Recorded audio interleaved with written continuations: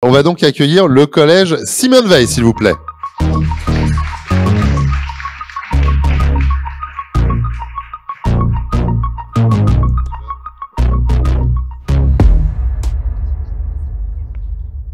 Ok, donc normalement j'appuie que sur L.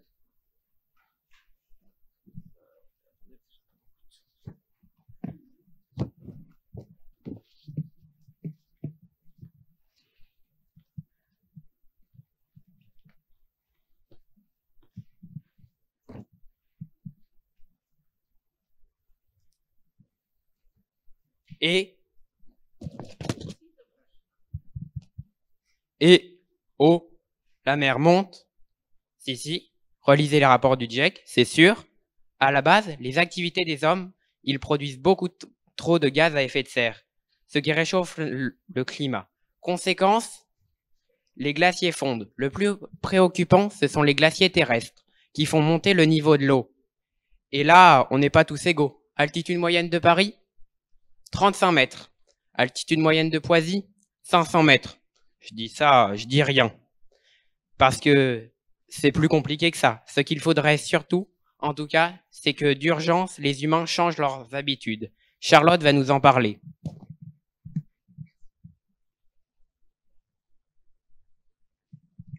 En octobre 2023, nous avons participé au Festival des Jeunes en Action sur le thème de l'eau avec l'association Grandir et Créer. Nous avons parlé des problématiques autour de l'eau et retenu ça lié à la pollution et au manque d'eau.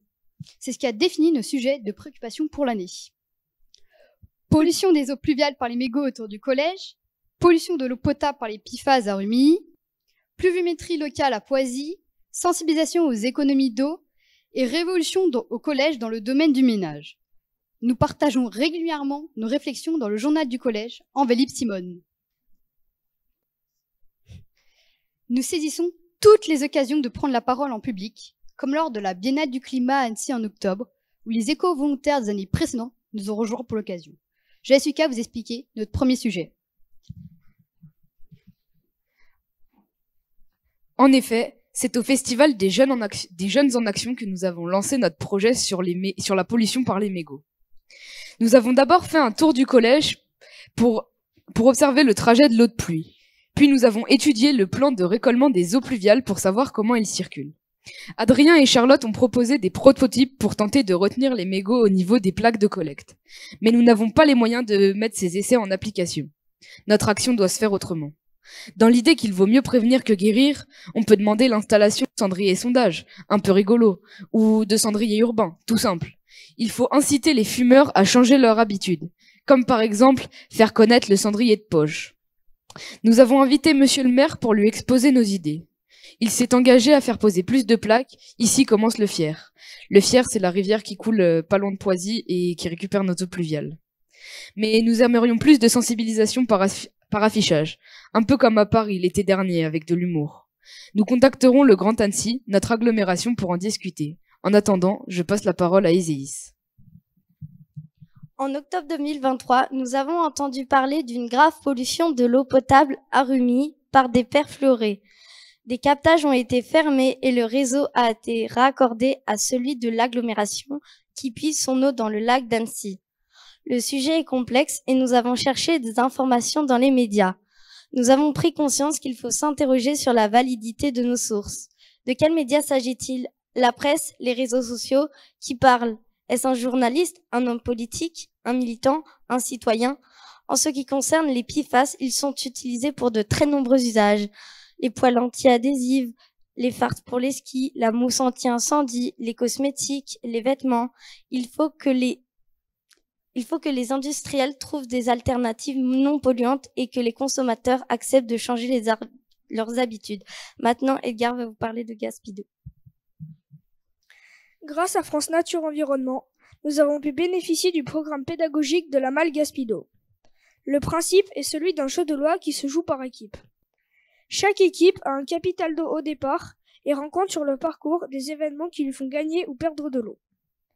Des questions de connaissances, des défis, des épreuves techniques avec du matériel de plomberie.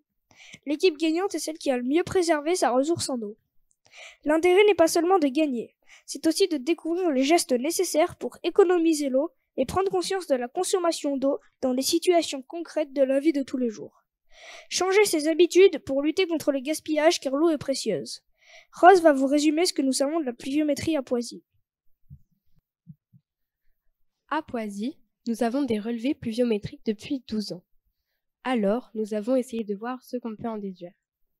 Tout d'abord, le lien entre le total des précipitations d'une année et la hauteur des nappes phréatiques au printemps suivant.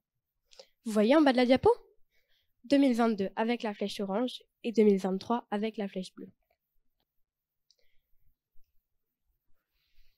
Ensuite, si on regarde la répartition dans l'année, on a l'impression que les précipitations deviennent plus irrégulières. Sur le graphique en haut à droite, les mois plus secs que la moyenne sont en jaune, les mois plus arrosés que la moyenne sont en bleu, et les mois dans la moyenne, c'est-à-dire entre 100 et 150 mm, sont en vert. Le nombre de mois en vert va plutôt en diminuant, ce qui se traduit par une alternance de sécheresse et d'inondations. La faune et la flore sont en difficulté. Les activités humaines peuvent l'être aussi. Adrien va maintenant vous faire part d'une petite révolution au collège. Nous avons appris en cours d'année que le collège allait expérimenter une nouvelle méthode d'entretien des locaux, la méthode globale de nettoyage. Avant, ménage voulait dire lourceau d'eau, nombreux produits, fatigue et problèmes de santé du personnel. Avec la nouvelle méthode, très peu d'eau utilisée, soit 80% d'économie par rapport à avant. Des lingettes en microfibre lavables dont la texture et la forme sont adaptées en fonction de leur usage. Des produits respectueux de l'environnement et en petite quantité. Du matériel ergonomique et conçu pour un meilleur confort de travail. C'est une petite révolution à l'échelle des agents d'entretien. Le personnel est en cours de formation à cette nouvelle méthode. Favara va vous expliquer ce que nous avons appris grâce aux cartes mentales. Avec les cartes mentales, nous avons découvert l'intérêt d'une représentation visuelle pour mieux comprendre et organiser nos idées. D'abord, en étudiant une série de cartes en anglais sur des thématiques globales, nous avons fait appel à une professeure d'anglais pour nous aider. Nous avons mis de l'ordre dans nos idées et appris du vocabulaire. Puis, Anaïs est venue nous rencontrer pour faire le suivi de notre projet sur la pollution par les mégots. Elle nous a présenté notre action sous forme d'une magnifique carte que vous voyez en bas à gauche. Nous avons donc changé nos habitudes de travail et réalisé une carte mentale de notre programme de l'année. Nous reprendrons l'an prochain les branches pour lesquelles nous n'avons pas fini. Gabriel va reprendre la parole pour la conclusion. Nous terminons notre présentation par un clin d'œil à nos prédécesseurs. En 2020-2021, les éco-volontaires ont fait un dossier pour demander la végétalisation de notre cours qui était un bel exemple d'îlot de chaleur. Le conseil départemental nous a entendus et vient d'aménager dans notre cours entre octobre 2023 et mai 2024 un bosquet d'une vingtaine d'arbres et de buissons et de fleurs. Ça y est, à nous l'ombre, la fraîcheur et les petits oiseaux avec notre cours oasis. Pour finir, je voulais vous dire, si dans quelques années, à cause de la montée des eaux, vous avez les pieds dans l'eau, venez nous voir, on se tassera un peu, on changera nos habitudes.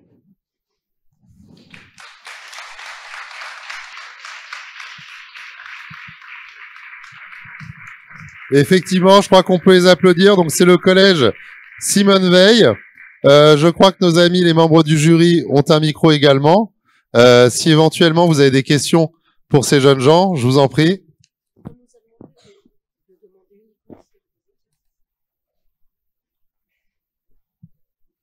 C'est allumé. Si ça l'était. 1, 2, 3. Bonjour à vous. On nous a juste demandé de vous questionner si nous avions besoin d'éclaircissement. Or, en ce qui me concerne, vous avez été extrêmement clair. Donc, j'ai pas de questions. Juste, vous êtes de quelle classe? Juste rapidement.